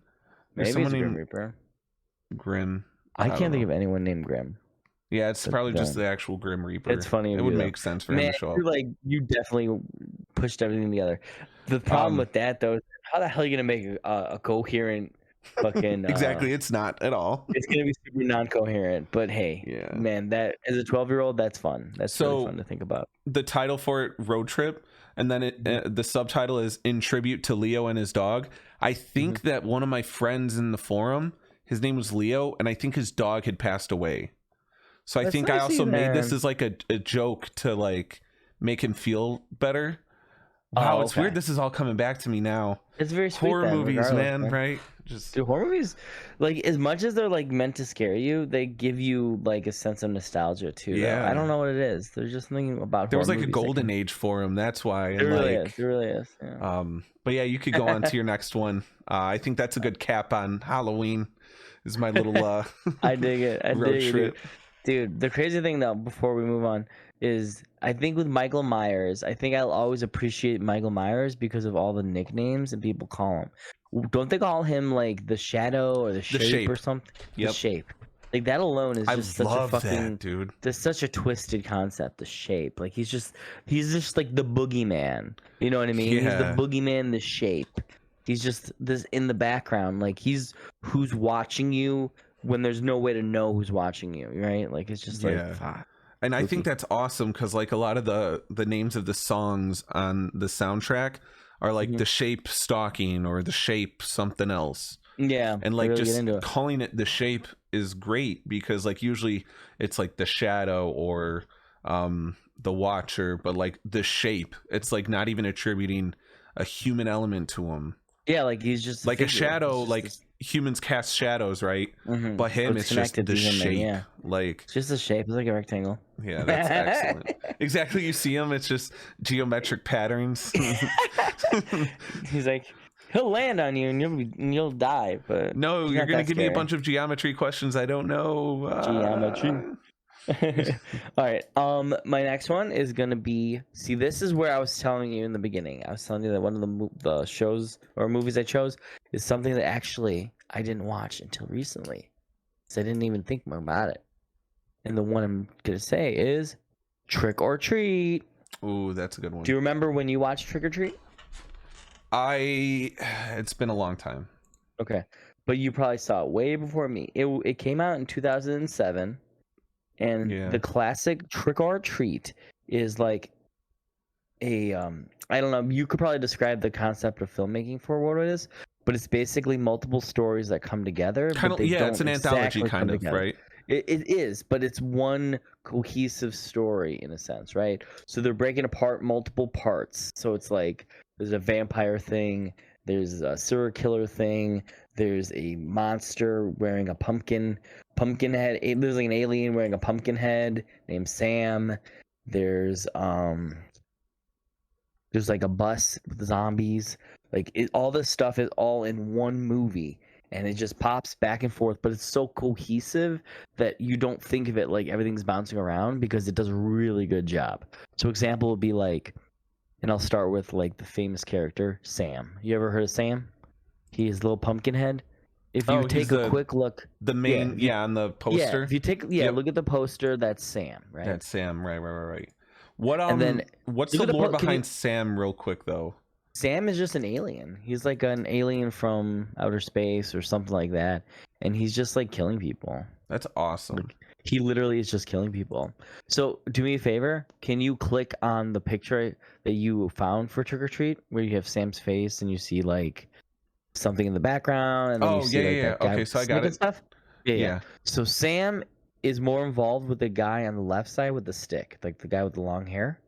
His story is involved with this. The best thing about this is, like I was telling you about how the stories are kind of connected, but they're not really, is in Trick or Treat, I don't know if you remember this, but there's a serial killer or a guy who kills children or whatever. He is burying a person in his backyard. While that's happening, the taping is showing commotion happening next door, right, to his next door neighbor, where his next door neighbor comes out and yells at him because he's like, "What are you doing in your backyard?" Blah blah blah, like a neighborly thing. Then a couple moments later, the guy who's burying the person in the backyard goes to his back porch or whatever, and then you see him across the street, the neighbor, banging on the window trying to get that guy's attention because at that moment he's being attacked by Sam. So what's happening is you're seeing from one vantage point of the serial killer, and then you're seeing the neighbor from a distance. And then later on, you're seeing how the neighbor is from his exact vantage point in his house. So, like, you're thinking it's all cohesively together from all these different angles. So I thought, like, that was the most clever thing I was thinking about. Because it was like, you have this little guy running around. He's, like, trying to kill this dude. And he's like, Chucky-esque, right? He's so tiny, you can't really tell where he is. But even in that scene, he doesn't die. The neighbor, like, Sam doesn't kill him. He ends up beating Sam and whatever. But then finally he gets killed in the end. I don't know if I'm spoiling this for you. Do you want me to continue or what do you think? No, keep going. Okay. So you find out later on that the neighbor was a bus driver who was responsible for all these children that died on a bus. So at the end of the movie, you have all these zombie children come up to his door. After he just got in a fight with Sam. So like he's already weak and tired and shit. And now these zombies come in and they kill him in the end. But like the weird thing is that like all this stuff is all occurring, right? Like I said, like at one time, at one Halloween time. Like it's all the same night. And the beginning of the movie is so funny because the beginning of the movie, Sam pops out of this like decoration in the front yard of some random house because he's just killing people. Yeah. But like you're like, who the fuck is this character? I don't know. Just the way they break up this movie is just it seems really confusing. But then at a certain point, you're like, oh my god, that's why this happened here. Oh my god, this is what this and this and this. And it just like stuff starts clicking because everything becomes more clear. It reminds me of the idea of like you're looking at an image, like just a large image, and you're like, I don't know much about this image. But then when you start looking at like certain segments of it, you start getting a better understanding of what you're looking at. And then at a certain point, you're like, wow, this is really creative, or like. Yeah. I need to rewatch this, dude. You're really motivating me to like pop this on after the podcast. Clever. It is so clever. Does Sam die? Want to keep going. Sam does not die. Good. The crazy thing is that not good because he's a bad guy, but still. Yeah, he's a bad guy. But the crazy thing about him not dying is that like it's like super cool because like you don't know what's happening because he's in the first scene, but that's not the beginning of the story. Yeah. So it's like it goes like backwards, but it doesn't seem like it goes backwards. But then at a certain point, you're like, oh my god, this was the ending of the actual night of Halloween. But it was the beginning of the movie. Yeah. But now you understand how he got to that house, and it was just kind of cool. Yeah, trust me. I think you'll appreciate it. That's excellent. Yeah, I think you'll appreciate it. Yeah. The only thing I remember is one of the stories. I think, isn't there like a witch thing? Yes. Right. There's like a witch concept. I remember that part. Mm-hmm. And there's vampires. Yeah. Yep. Mm-hmm. I used to mix this up with I think Holidays. Which was like it was a horror movie that was just a collection of short films. It wasn't very good. But yeah, no, Trick or Treat though is like a collection of a storyline, but it's like I said, it all happens in one night. Yeah, and they intersect. And it intersects. Yeah, I guess I don't even know how to describe it exactly, but that's what it is. It's one night with an intersection, but not literally everything connects directly. But it's right, of course. I don't know. It's just it's just really cool. That's honestly, awesome. And if you do watch it, please let me know because I want you to point out more cool things that you liked about it. Because I think after watching it, dude, now it's like I gotta watch it. So I'm gonna watch it as soon as I can. I think we have it on DVD, which sucks because I like watching Blu-ray and 4Ks, but I guess I have to watch the DVD. Whatever. Yeah, or if it's on streaming, I think that's another way to watch a good copy of it. That's true. That's true. If it's on, I'll look into it. I'll look into it, maybe. But no, like Trick or Treat, it was funny how like the longest time though, like I'm telling you, I literally had no idea how good this movie was, how cool it was. So all I knew was this image of this little guy with the little iconic head. Yep. Yeah, this iconic image. And it's just like, what the fuck? What is this stupid thing? Yeah. And after watching it, I'm like, this thing's the best. This is so cool. He's so cute. Cause like with the bag or without the bag, I love his face. He's just so adorable. Yeah. So the director of it, it's announced that they're going to be doing a sequel to Trick or Treat, supposedly. I don't know when that'll come out. But he also did Krampus, which was actually like a solid PG-13 horror film. Great. Yeah, like especially for like Krampus a PG-13 one. Sorry, go ahead. I'm sorry, I'm getting rude. No, you're good. You're good. And I was just going to say Godzilla King of the Monsters, he directed, and then Godzilla vs. Kong, he did the story. Cool. But yeah, Krampus, so yeah, to touch base on that, I think aesthetically there were a lot of really cool concepts in it too. Mm-hmm. I just love the best thing about Krampus in my mind, like the top all thing, is that like there's so many movies where like nothing really actually happened, and like everything that happened didn't really happen or whatever. But in this, it wasn't like that. It was like he learned his lesson, so Krampus turned back time, basically, kind of thing, right? Because I think that was the ending, wasn't it? Wasn't the ending where like everything that occurred actually didn't occur because Krampus was like, you learned, so I guess I'll let you go back. That or he either that or it never trapped happened. him in the snow globes. Remember, it zooms out of their house and it's a snow globe that Krampus has on like a shelf of other snow globes. But isn't everyone back to normal? Yeah, everyone's back to normal. But like, I don't know if like Krampus, that's how he enters the world is through a snow globe. Or if he captures them in the snow globe when they're naughty. But the question is... Yeah, which one is it? But the question is, though, is that concept of him putting them in a snow globe the same as, like, the wider level of, like, Earth? You know what I mean? Where it's like, yes, you're so small and significant, and yes, you may be trapped in a snow globe, but this is your reality? So it's like, this idea that, like, we're so small...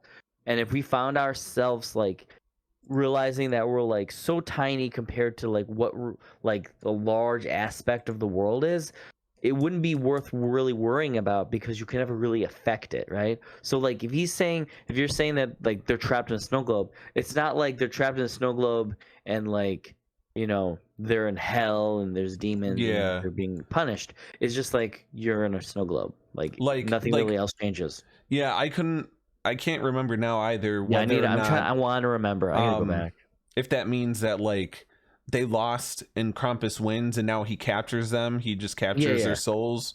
Or if it just means, like you said, you know, the kid did the right thing. Therefore, I thought it was that though. I truly thought it was that. I thought therefore it's like, all right, you're like good. like a undo or like a what would be another word I could use for it? But the idea is like, oh, you learned your lessons, so like I'll like reverse everything that happened, and you can have your happy family and shit. Basically, that's what I thought it was. But you might be right though. You might be right. There might be something more sinister in that moment. Yeah. But regardless how sinister it is, everything went back to normal. His parents were back to life, right? Because I mean, everyone like fucking died around him. You know what I mean? So he's freaky as fuck too, Krampus. God damn, that's just crazy. Yeah. When he's jumping around the rooftops, dude. By the way, is Krampus one of your movies or no? No. I love we're talking about Krampus for this long. Yeah. Because it's still worth it. Because the director, he's just a very he's just a very creative horror director, you know. It deserves a conversation. All right, cool. What do you got next, homie? All right, let's see what I got.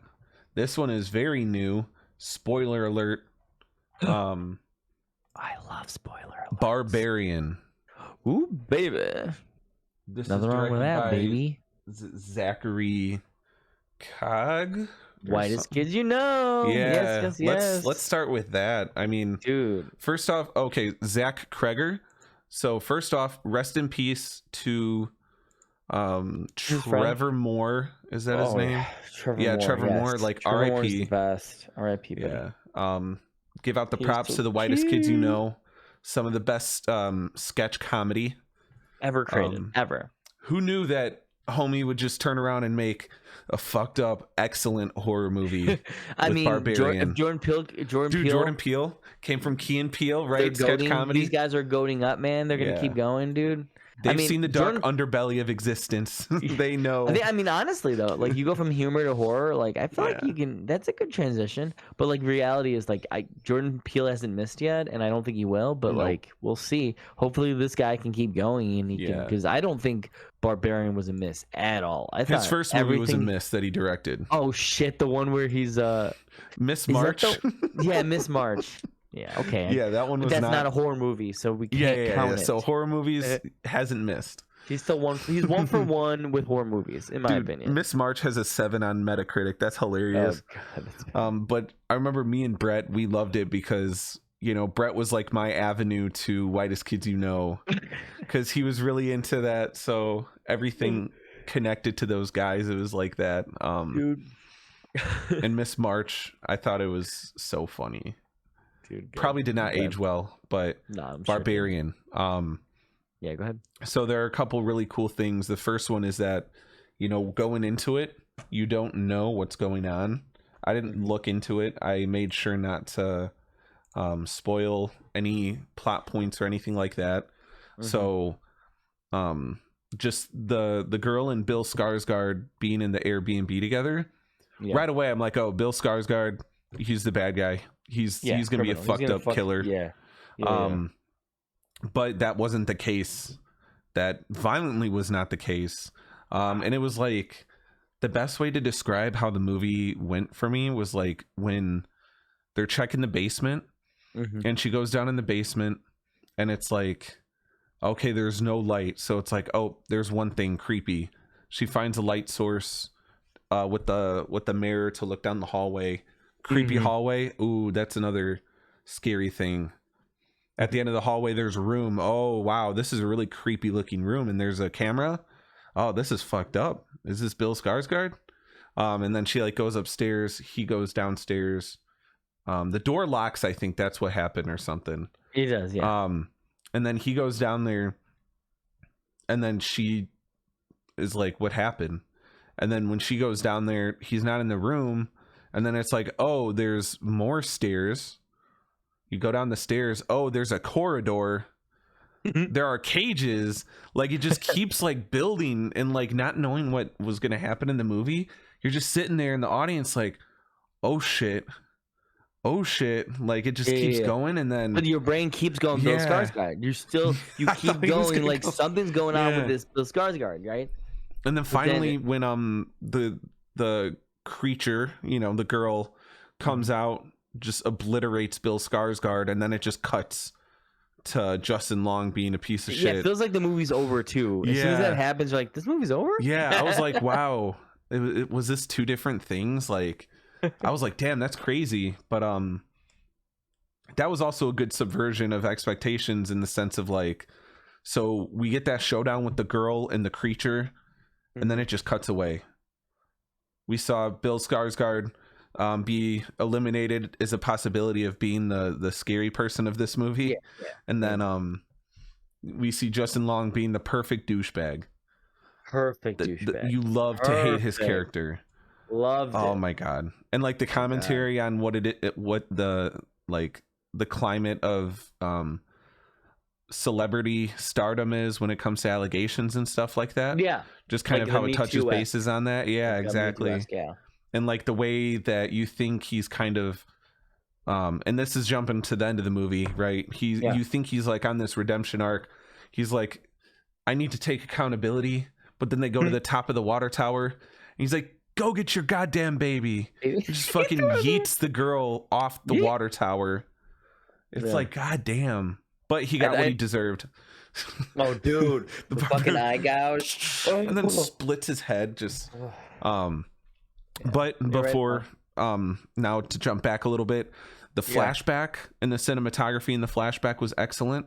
How it just, this guy's going to the store, that something's fucked up about this guy, because he has to be connected to the corridor in the basement, right? But you're just following him going to the store to get like baby stuff, and it's like, it was like kind of cute for a second. Yeah, but it's just a dad trying to get baby stuff. And then when he sees the girl and you see him go up there and, oh, I need to check your house for this, and he unlocks the window because he's going to come back later.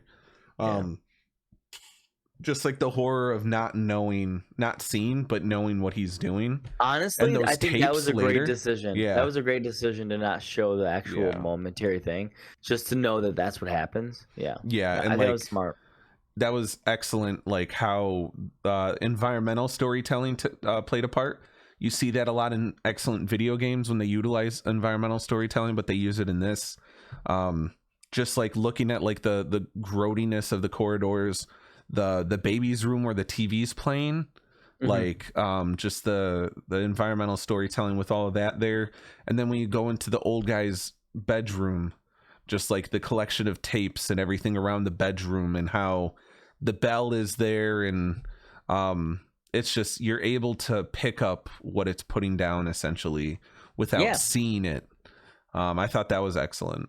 That was really well done. That was beautiful, because even just the level of like the care that the creature actually had. Yeah, that the creature knew that creature only knew to take care of something, right? Yeah. So like with the because like the video that was playing, I don't know if it was playing on repeat, I'm trying to remember, but the video that was playing, there was like breastfeeding and stuff. Yeah. And it was just the idea that like that creature was like, that's what I'm supposed to do. So I was trying to breastfeed Justin Long's character. Justin Long's character. I was like, dude, that's like really interesting, because it just gives you this whole idea that like this is just such a like the barbarian as a concept is probably like super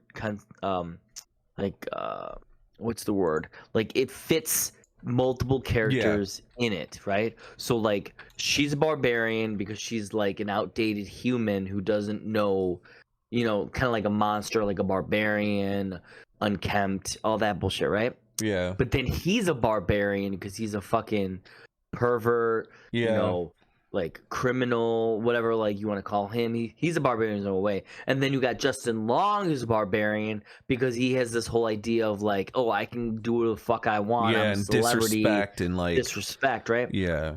And then yeah, I think that, I mean, I don't know who else is barbarian, but like that's the thing. It was like those characters all were like barbarian in their own descriptors, and it was like, yeah, it made you really realize that this movie is called Barbarian because of that fact. There's multiple barbarians in it. right. So I thought that was kind of cool, and unless you could think of another person as barbarian, but I think that's it. I think all three of them were barbarians. Yeah, and I think that was really cool to play it like that because that was really smart. I think it was really smart to break up the movie to go from Skarsgård going down, her being kidnapped, and then Justin Long. Yeah. Then you're like, okay, I have to learn about this guy, but why though? And then you find out, oh, it's because it's his Airbnb. And then when you find out later on, like, oh, now we have to learn about this guy. Yeah, really good world building. Oh, because this motherfucker's the reason why there's even a barbarian downstairs. You know, like it was just like everything like tied in so nicely and neatly. And the like, setting. I didn't feel confused at all. Like there literally was a moment where I was like, what's going on? No, I knew from the start. Yeah. And like the world building was done really well. The fact how when she first shows up, the street's all dark except for the house, so she doesn't notice the dilapidated housing on the street. So smart. In the daytime, seeing the housing, it's like, whoa. And then when the homeless guy is chasing after her, and you think like he's just like, you think that he might be connected to like some like he's crazy a barbarian shit. if you think about it. Yeah. But he actually turned out to be a good guy. Yeah, he was a good guy. Yeah, he was a hero. She's never come in here before. Breaks down the wall, just destroys him. Rips off the arm. There were a lot of things going for that movie, and just give this director creative freedom to do something else crazy. Yeah, because like, he really it. nailed he earned it. He fucking earned it. Yeah, him and Jordan Peele, the best transitions from like sketch comedy to horror that I've seen in a while. Kind of like with Danny McBride. Danny McBride wrote the newer one of the newer Halloweens, and he wrote Alien Covenant, I think. Okay, I didn't know that. Which really cool. Let me just fact check that real quick. Yeah, there you go. Confirmed. I've seen his name in one or both of these credits. So he wrote the new Halloween movies. Okay, so he didn't write Alien Covenant, but he was one of the stars in it. That's where I got confused. I remember that. I remember. Okay, so he played in it, but no, he only wrote the new Halloween. That's cool, though. Which is funny, they stuck around for all three of these newer Halloween movies. Yeah. So that's he's true. really committed. He's definitely a committed guy. I love Danny McBride. He's funny. He's always been really good. Yeah. I mean, honestly, there is something to it, man. These comedians becoming more serious horror design people, like, I don't know. Maybe there's just humor. There's just a lot of humor and understanding. There's creativity in comedy too. So like being able to apply that creativity, like scary, like horror. James Wan going from like action to horror. You know, made sense. In action, you need like a strong sense of cinematography. So he was able to apply that to the Conjuring movies, which honorable mentions. I didn't have them in my list, but no worries. Yeah, I'm sure that we'll catch up those guys later. Yeah, you could go on to your next one. All right. This one's actually super fast. I'm like, this one literally doesn't need that much thing, but also super fast, barely an inconvenience. Exactly. I should have wore that shirt. Yeah. But no. Then my next one is just gonna be Terrifier. So Terrifier is from 2018, and they just released Terrifier 2 actually. Recently. 3 days ago. Yeah. 3 days ago. Yeah. 3 days ago. It is in the theaters, but it's in limited theaters. But Terrifier is a gore-ish clown movie, right? So his name's Art the Clown, and he basically is just killing people for like no fucking reason. Yeah. But it's so clever because like the idea of Terrifier is that it's the first of its movie, but it projects itself as if there was another scene before it, right? So it kind of does it like everyone knows that Terrifier existed from a previous thing, but there is no previous thing to actually watch. Like, so they're acting as if like this is the sequel. The first movie is like a sequel, which is really weird. Yeah. So now the second one's coming out. And it's because All Hallows Eve. Did you ever watch that? No. So that I was that was a full-length movie. Art the Clown is in that one. Okay. I didn't watch that one though. Must But have, I it think must maybe have- that's why it connects like that in Terrifier. That makes sense. That makes a lot of sense. And you know what? I hope that's exactly the truth, because before I thought it was just kind of funny that they acted as if like this character has been somewhere else before. Whatever. But no. This is fucking freaky as fuck. It is so creepy and gross and just like getting crawling. Yeah. And like I told you before, I'm not watching trailers anymore, so I never watched the trailer for Terrifier 2. So when I see Terrifier 2, I'm gonna fucking, Yeah. be super happy. But I have no idea what's gonna happen in this. All I know is that he gets resurrected. That's all I know. So he died in the last movie, and he's getting. How did they kill him in resurrected. the last one? I don't remember. 'Cause I definitely remember in the end, like he ended up getting beat down by something, but I don't remember if like he got chopped up or if he just got like whacked to death or something. I just Okay. remember like a bunch of people surrounding him, or like it's someone hitting him until he was Yeah. down. But I think I remember him.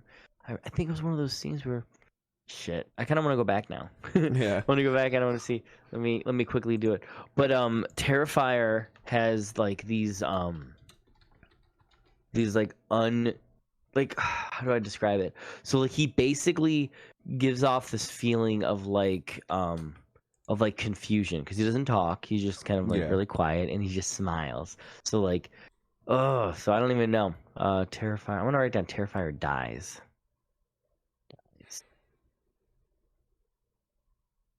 Ending. Yep. He kills a lot of people too.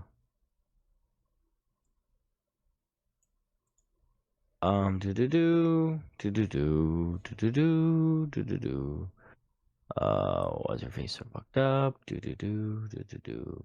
Oh, Art shoots himself in Terrifier at the end. He just kills himself? Yeah. But then What the when the fuck? medical examiner unzips his body bag, Art reanimates and strangles him to death. Oh. Damn it, dude. Like, what the heck? It's been a bit since I watched it, but shit, but- now I'm excited. So this is also based on a review I watched by Chris Stuckman, but he Okay. reviewed Terrifier 2. I'm not gonna. He doesn't spoil anything, but I don't want to go But into you're too not much gonna detail. even Yeah, go further, yeah. Okay. yeah, but just the fact that this movie is over 2 hours long, Mhm. and the director just like he edits the film himself. He wrote and directed the film himself. Like, you can only imagine just like the kind of creative freedom he had with revisiting this slasher. It makes me excited to watch it, actually. Like, I Have you didn't watched the first one yet or no? No, yeah, I watched it. Remember I said I didn't like the first one. You Like, motherfucker. because like in the sense like sometimes when movies feel like they tried too hard with shock value, it takes me out a Yeah. little bit. That's the only reason why. Because it's That's just so fair. ridiculous. I have You- to be I in mean, I the was mood gonna to say, though, appreciate it. Like, I have to that be in the girl- mood to appreciate it. Do you remember the scene though with the girl upside down? Yes, and he cuts her in half. starts going. Yeah. Yeah, but where he starts is the crazy thing. He Yeah. starts right in the half. Oh, Yep. right in her no place. Yeah. You So don't care.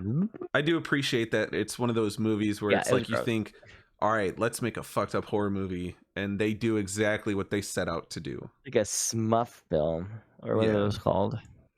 Yeah. But yeah, so, no, that shit twisted. Please, everyone go see this movie. Please. yeah. All right. But yeah, you're up, buddy. All right. So that was your last one, right? That was my last. Yeah. All right. So my last one, drum roll, please. Because this is like I always cite this one as my favorite horror movie of all time. The Thing, 1982's The Thing, Fucking directed love by it. John Carpenter. Yeah. Interesting thing about, haha, no pun intended, but interesting thing about The Thing is that when it was released, it was met with like pretty shitty criticism. It was like panned. Nobody liked it. Damn. It made John Carpenter really sad because I think he really enjoyed making the movie. But then years later, it became a cult classic because people actually grew to appreciate it. And I think that that's one of my favorite things about it. Just like the story around the movie is that kind of like how 2001 A Space Odyssey was released to not great reception, and then it kind of like built itself back up from there. But The Thing A really cool thing about it is that, you know, the lore they built around it, they don't tell us like where the alien came from and all that shit. We get like hints of it. We see a spaceship a little bit. It's all based off of a novel, which I haven't read the novel. It's called Who Goes There? I don't know if they go into details, but that's a really cool piece of it. Like we get a little bit of this world and that's it. I love that it takes place in Antarctica, kind of like the isolation you feel in the first Alien movie. You feel that same thing in Antarctica. It's like you're basically in space, but not. Quentin Tarantino was heavily inspired by this movie when he made The Hateful Eight, because it's one of those movies where they're trapped in a place during with snow outside, right? And they don't trust each other. There's an imposter. If we're going to talk about Among Us, I was literally going to say, like, isn't it? Yeah, it's the first game of Among Us. Yeah, and I think that's an excellent scene. So they Dude. put together. Is it though? Like, is it though? Like, to be honest, like, I don't know if the game Werewolf predates it. Like, I don't know if the game Werewolf or Mafia could have been before. I'm just curious, just because, like, seriously, the thing also has plenty of things. I think that we keep saying the word thing. It's so funny. Yeah. But like example, like even in like Futurama, there's an episode of Futurama where they're like on a spaceship, and like there's a thing that looks like, or like some sort of creature that like makes itself look like something, and then throughout the whole episode, like it starts eating people and whatever, right? Yeah. And like that's basically what the thing was. Or even like the faculty. Wasn't the faculty kind of like that? Where it's like, yeah, where it's aliens. They came down from space. Yeah, and you don't know who an alien is until finally like one of them gets found out. Yeah. But like I was gonna say, if it's one of the first ones, man, that's kind of cool that John Carpenter started that whole like design, because that's like super interesting to think about. It's like, his personal favorite too. You look like me, but you're not, you know. So. And like the whole scene with the blood, right? So they were able to figure out that fire. This thing does not like fire. So they take blood samples of everybody, and then they put the flamethrower up to it. I thought that's awesome, because like you're sitting there, and this one guy, they get in like an argument in a fight, and McReady, the main character played by Kurt Russell, shoots him. So when they're testing everyone's blood, they test the dead guy's blood too. And that moment, you're like, damn, because you realize that he wasn't even the thing. Like he wasn't one of the things. He was just a normal person. So it's like, ooh, so that person wasn't even. So one down. Yeah. And then when they do get to the guy whose blood is actually infected by the thing, he's tied up with two other people, right? So when they hit it, the thing sprouts out of the little petri dish, and then it shows the character, and the special effects probably didn't age well, but like he like rises up with the two guys next to him, and his head opens up into like this weird like maw or like mandible or some shit, and it's crazy, the effects, like how they decided to show this creature. Yeah, fucking love that. Do they gonna remaster it to make it look better, you think, or no? Well, or do you think it doesn't matter? They released a 4K that I got the 4K of it. It looks excellent, like, okay, but cool. It's practical effects though, so they can't really remaster that.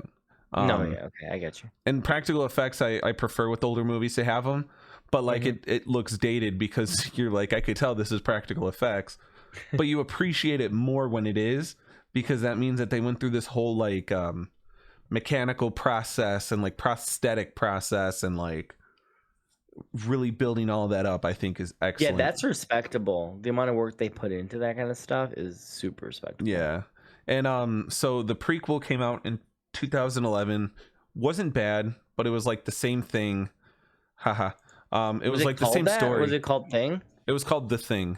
Oh, it was called The Thing. Okay. Yeah, but it was a prequel, so it was like so this movie opens up where there's a guy in a helicopter chasing a dog across Antarctica, and this dog goes to this new base, and this guy in the helicopter, Swedish or whatever, he doesn't speak English, and he gets out and he's yelling at them about the dog, and since he has his gun out, they think he's a threat and they shoot and kill him. Well, in the prequel, at the very end of the prequel movie, I thought it was cool because like the only person to survive was that helicopter pilot and the dog, which was the thing from that base. So then he runs over there, but that guy can't tell him what happened because he doesn't speak English. So he gets fucking killed before he can be like, guys, this is not good. This is a bad thing. That's a monster. Yeah. Oh, but God, that was a cool clever twist. That's anxiety ridden. Yeah. To think about that, dude. But God. they copied the blood thing in the prequel, but instead of that, it was like, okay, so the thing can only change into like organic matter. So if you had like a gold cap tooth or something like that, it wouldn't be there anymore or some shit like that. Oh, so and like you wouldn't have earrings, like small details. Yeah. Small details would pop up. Yeah, that's awesome.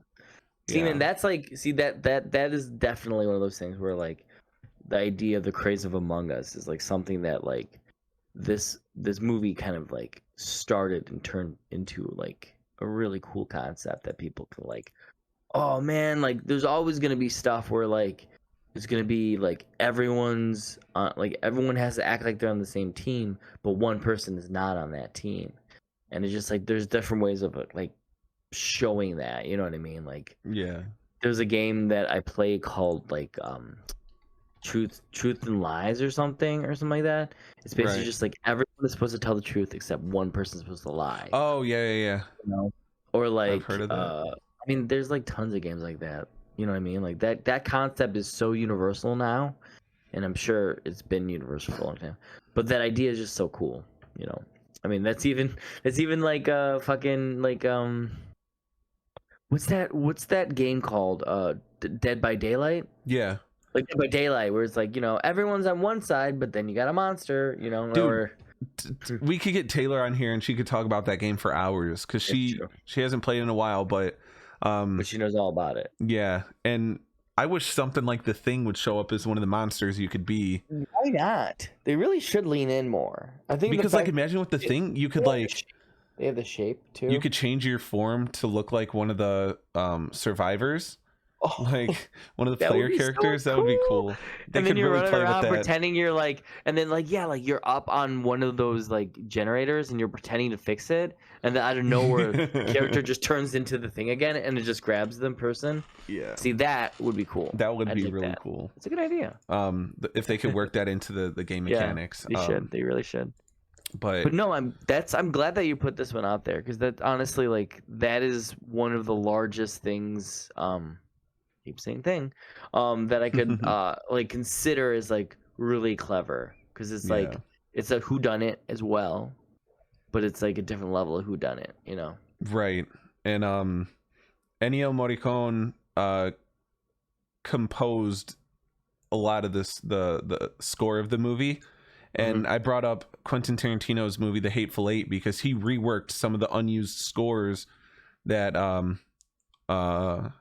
Morricone did for this movie. He reused it for Hateful Eight. I think that's also really cool. That is kind of cool, actually. Because there's like a haunting element to the score, right? And it kind of fits with the winter aesthetic, that winter wasteland kind of feel. But another reason I love this is because like sci-fi is my favorite genre overall. But when it comes to horror, cosmic horror, it could also count as sci-fi horror, but I think sci-fi horror is something important to also name as a subgenre I appreciate. Because like cosmic horror, like I said, gets to the whole like reality breaking spectrum of like Lovecraftian type of horrors. Then sci-fi horror is like, all right, we got aliens and it's spooky, you know? Or it's like it's spoopy. Yeah. Or like weaves in something with technology or like a futuristic society, but it's a horror movie instead, or a horror novel. That's another reason why The Thing is always my number one, is because it captures that interest of sci-fi, and it blends it together in this like awesome horror action film almost too. Shit, man. By the way, when did that thing come out? The Thing came out in 1982. 82. Okay. Yeah, the novel originally came out in 1938. Kurt Russell was probably in his 30s or something. Yeah. But yes, the book came out in 1938. There was a 1950s version of it. I never watched it. But it's just like, what a great film. I'm glad. I see. The best thing about this episode too is making me want to like. I'm probably going to go back and watch at least like an episode of each one. Like I'll probably go back and watch like some Friday the 13th. Obviously, I'm gonna watch The Haunt now. Leprechaun. I'm gonna go back watch Scream. Trick or Treat. Like I said already, doing it. Yeah, I Or definitely Fire. Trick or Treat. Yeah. I definitely want to. Hereditary. I'm gonna go back. Barbarian. I don't know if I'm gonna be able to watch Barbarian by the time Halloween's over because like I don't know how It's still in quickly it's gonna theaters. come out. Well, yeah, but like how quickly will it get to streaming? Because I know that's like one of the most interesting thing about like the COVID time is that like now most movies they just go directly to streaming. So it's like Yeah. Barbarian might make it to streaming pretty quickly. I just don't know if it's really gonna be fast tracked to the point where it's like it will be in streaming by October, like Yeah. 20th or something. Like I don't see that happening. I see it like It might, but it might be like $20 because sometimes while movies are in theaters, yes, exactly. It's true. Amazon Prime, I actually really like that because if Yeah. I'm really set on watching a movie, I don't mind dropping the $20 to rent it if it's something I really want to watch. That's a good point. And And exactly, I'll probably do it too then. I think I did that with Barbarian was Nope good. when Nope came on streaming. I was like, I really Nope. need to watch this again. I do love in Nope when they're like, nope. Yeah, like when he he's sees in the car. aliens. Or yeah, in the car. Oh, But, like, and when he then sees with the kids, when he saw the yeah. kids, he's just like, nope, and then he just Nope. like walks away. So funny. I love that. And then movie, when too. he's in the movie car was and he great. sees the ship and he's like, Nope. mm-mm. Mm-mm. I love it. And then before Hi, before I Yeah. get off the topic, so the creature in The Thing, it was cited to be inspired by Nyarlathotep, a creature created by H.P. Lovecraft, who Can you show assume... me an image of that? Yeah. I'm about to. Thank you. Basically, Put it in the chat. Nyarlathotep is a humanoid, but can assume any form, and typically it's shown in like this tentacle-looking form. Just a I don't- shapeshifter, yeah. Yeah, so I'm gonna, and this might not even be like the original artist's That's all right. intention. Just the idea I would like to see. It's just like a Google search. You're gonna eat? Yeah, Oh, so just wow. like this tentacle type of being. But it's also said that Nyarlathotep has the capability to, shapeshift into anything, and that's essentially what the concept baby. of The Thing is. Yeah, that's scary looking. And I it's love funny because it kind of ties together the whole cosmic horror thing from earlier, because the OG cosmic horror writer himself, Lovecraft, having that inspiration, I think, is pretty cool. it. I love it. Besides him being a piece of shit. Yeah, you gotta be a piece of shit too, man. Yeah. A lot of geniuses out there are pieces of shit. Yeah. Some of us don't even know how much of a piece of shit they are because they hide it. They hide Yeah. their shit. Wait, are you talking about me? Yes. Oh, okay. I What you agree. said. Yeah. Good. Thank you for joining us in today's episode of NEUROMINDED, where we discussed our favorite horror films in time for Halloween in October. Thank you for joining in on this conversation, listening in, and hopefully you can comment and dig into deeper. I've been Patrick, host number 1 for this episode. I'm Sean, host number 2. And thank you again. Have a wonderful Halloween if you don't listen to an episode further from this. But we're coming out with our next episode in the next coming weeks. Hopefully you can give that a listen as well. Thank you. Stay spooky, everybody. Stay spooky. Yeah.